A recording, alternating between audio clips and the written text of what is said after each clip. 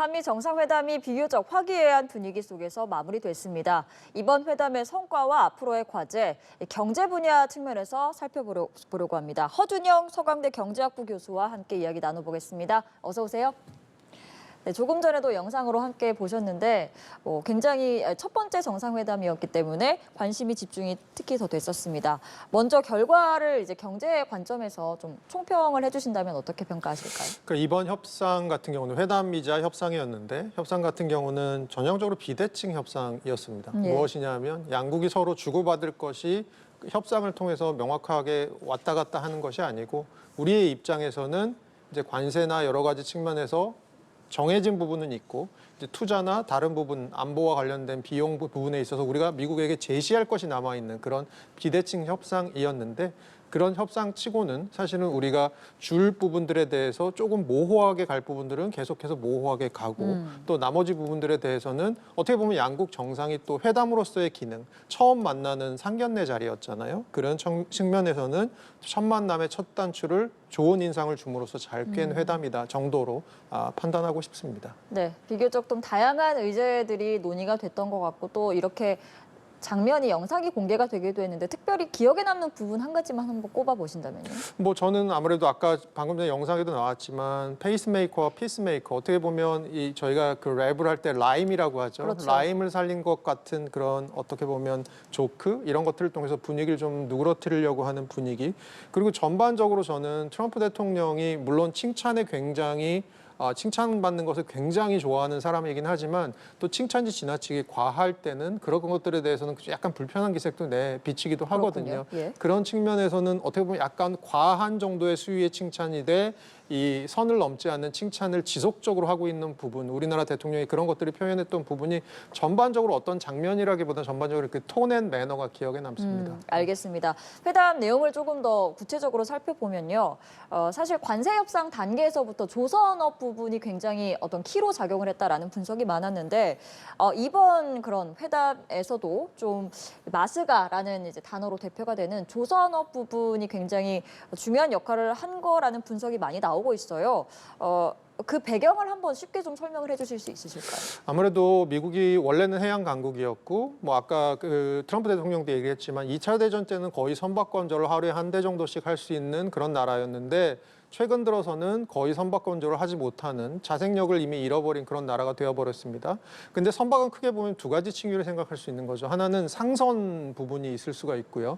이 상선 부분과 관련해서는 최근 들어서 트럼프 대통령이 하고 싶어하는 건 드릴 베이비 드릴 같은 미국 내 아주 많은 LNG 프로젝트를 개발함으로써 이것들을 통해서 LNG를 외국으로 수출하는 일들도 하고 싶은 건데 LNG 수출선 같은 경우도 미국 선박이 없는 거죠. 이런 것들을 좀 하고 싶은 부분이 있는 게 하나고 또 하나의 층위에서는 사실 어떻게 보면 더 중요한 부분이 안보와 관련된 부분입니다. 사실 미국은 사실 해양의 패권, 그 태평양에서의 패권을 놓치고 싶지 않은데 떠오르고 있는 라이벌이 중국입니다. 그런데 최근 들어서 이제 미국의 신임 해군 장관 인사청문회 때 나온 자료인데요. 미국이 현재 갖고 있는 군함수가 한 290대 정도 됩니다. 근데 이것들이 퇴역을 하게 되죠.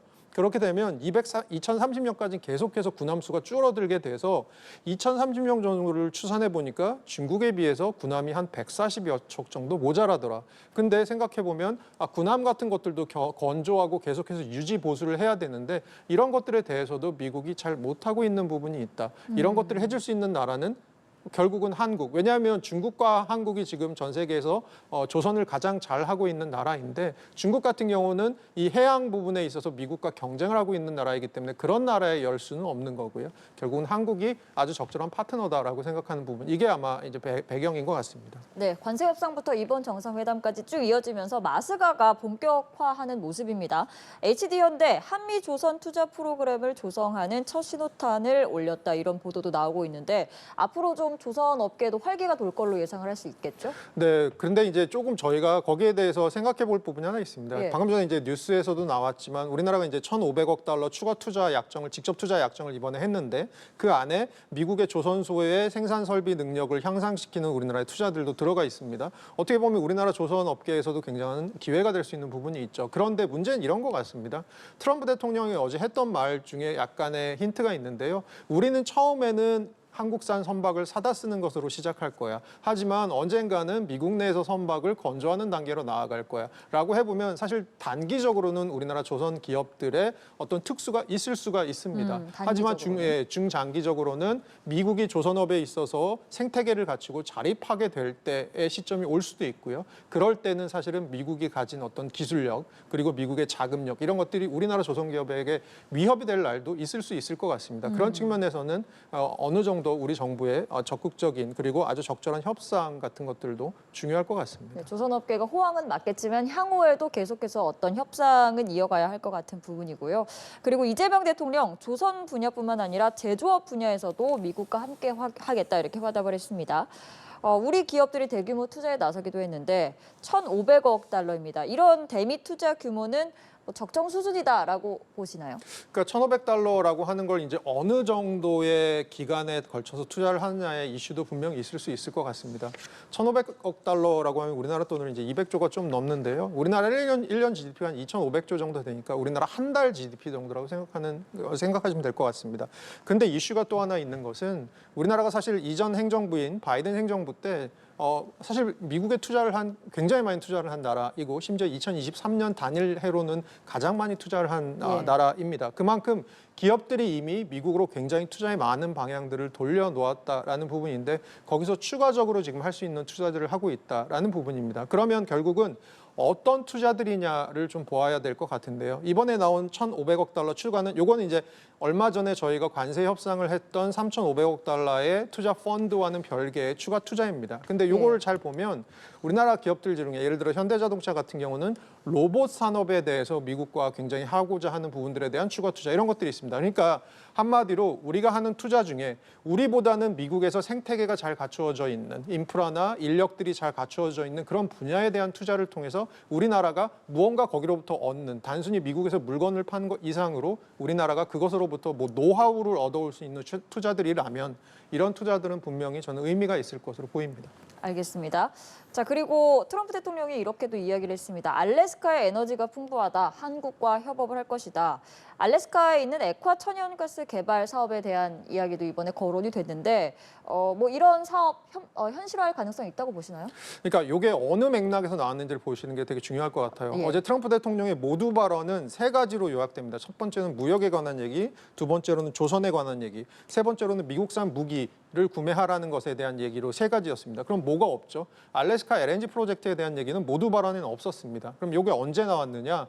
모두 발언이 끝나고 나서 양국 정상이 모두 발언이 끝나고 나서 기자들에게 질문을 받을 때 한국이 미국에 오기 전에 일본에 들렸다 왔다라는 것들을 얘기하면서 이제 한미일 얘기가 나왔을 때 트럼프 대통령이 한미일이 우리가 같이 하는 방법 중에 하나가 알래스카 LNG 프로젝트 같이 하는 것도 있을 수 있죠라고 하면서 슬쩍 넘어갔습니다. 아마 이제 트럼프 대통령의 마음속에는 이게 있을 겁니다. 저번에 7월 30일 날 관세 협상할 때 일본은 알래스카 LNG 프로젝트에 참여하겠다라는 식의 이제 이야기가 나왔었는데 우리는 그런 얘기가 없었거든요. 네. 아무래도 이게 채산성이 많이 떨어지는 사업이다 보니까 우리 정부에 있어서는 조금 받더라도 나중에 받고 싶은 그런 사업이 아닐까 생각하고 있습니다. 알겠습니다. 그리고 또 조금 전에도 교수께서 언급을 하셨는데 지난달에 발표됐던 3,500억 달러 규모의 대미 투자 기금 이 부분에 대해서 이번 회담에서 뭔가 명확하게 정리가 될 수도 있을 거다라는 관측도 나왔지만 아직까지 좀 입장이 평행선인 것 같아요. 우리나라 입장에서는 대출이나 보증 위주의 재투자 개념.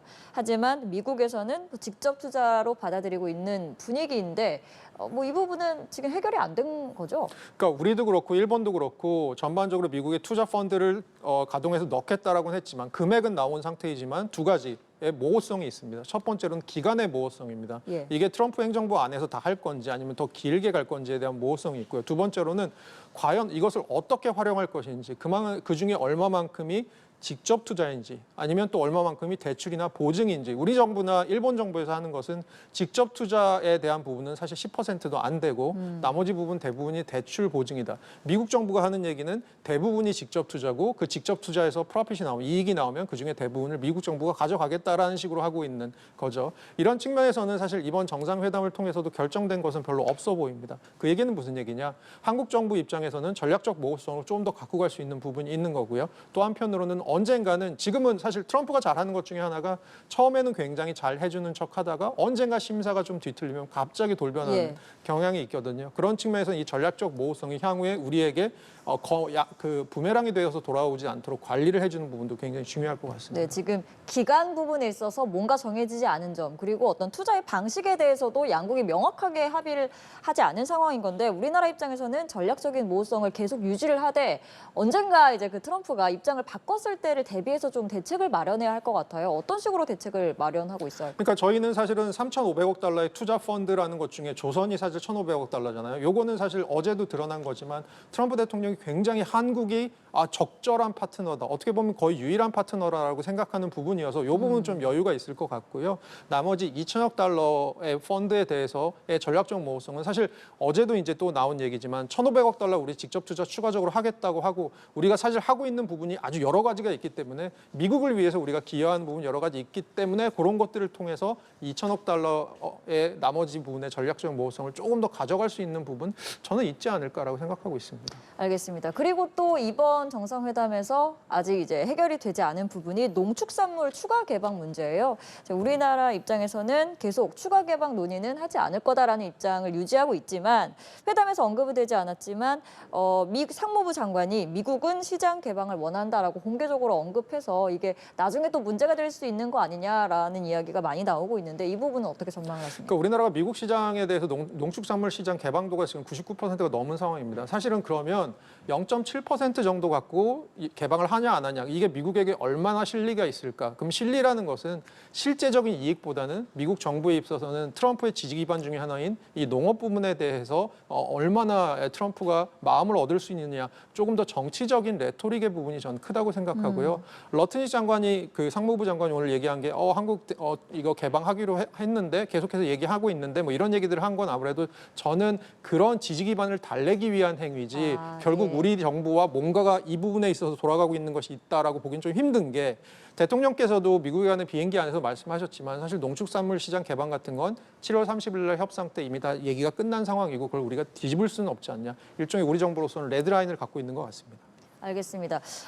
조금 전에 이제 총평을 여쭤봤을 때 태생적으로 비대칭적인 회담이었지만 그래도 잘 방어를 한 것 같다라고 평가를 하셨는데 앞으로 또 미국 측과 뭐 무역이라든지 여러 부분에서 이제 협상을 이어갈 부분이 계속 이어질 거라고 보거든요. 앞으로의 논의 과정에서 좀 이런 부분 유념해야 한다라는 부분이 있을까요? 악마는 디테일에 있다고 하니까요. 이제까지는 디테일이 나온 부분이 별로 없습니다. 그런 측면에서는 이제부터 디테일로 들어갈 때 우리가 내어주지 못할 부분들에 대해서 확실히 선을 긋고 나머지 부분들에서 최소화하면서 내어줄 수 있는 그런 외교적인 그런 통상적인 전략이 필요하지 않을까라고 생각하고 있습니다.